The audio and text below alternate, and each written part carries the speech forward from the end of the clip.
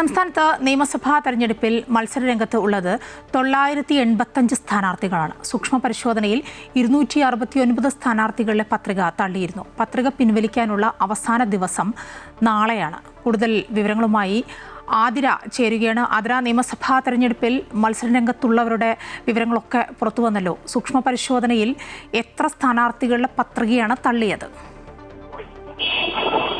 മായ, കഴിഞ്ഞ ദിവസമായിരുന്നു ഈ സൂക്ഷ്മ പരിശോധന. നിയമസഭാ തെരഞ്ഞെടുപ്പുമായി ബന്ധപ്പെട്ട നാമനിർദ്ദേശ പത്രികകളുടെ സൂക്ഷ്മ പരിശോധന നടന്നിരുന്നത്. ആകെ 1254 സ്ഥാനാർത്ഥികളായിരുന്നു ഉണ്ടായിരുന്നത്. ഇന്നത്തെ സൂക്ഷ്മ പരിശോധന പൂർത്തിയാകുമ്പോൾ നിലവിൽ ഒരു ചിത്രം വ്യക്തമാകുന്നതനുസരിച്ച് 985 സ്ഥാനാർത്ഥികളാണ് നിലവിൽ മത്സരരംഗത്തുള്ളത്. 269 സ്ഥാനാർത്ഥികളുടെ പത്രികകളാണ് തള്ളിയിരിക്കുന്നത്. നാളെയാണ് ഈ നാമനിർദ്ദേശ പത്രിക പിൻവലിക്കുന്നതിനുള്ള അവസാന തീയതി. ഡമ്മി സ്ഥാനാർത്ഥികൾ ഉൾപ്പെടെ നാമനിർദ്ദേശ പത്രിക പിൻവലിക്കുന്നൊരു സമയമാണ് ഇന്നും നാളെയുമായിട്ട്. നാളത്തോടുകൂടി മത്സരരംഗം എങ്ങനെയായിരിക്കും, ഒരു തെരഞ്ഞെടുപ്പ് ചിത്രത്തിന്റെ ഏകദേശ ചിത്രം വ്യക്തമാകുന്നത് നാളെയായിരിക്കും.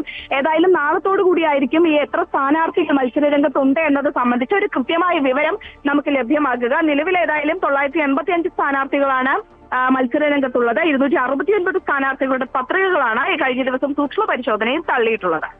ശരി, ആതിരയാണ് വിവരങ്ങൾ നൽകിയത്.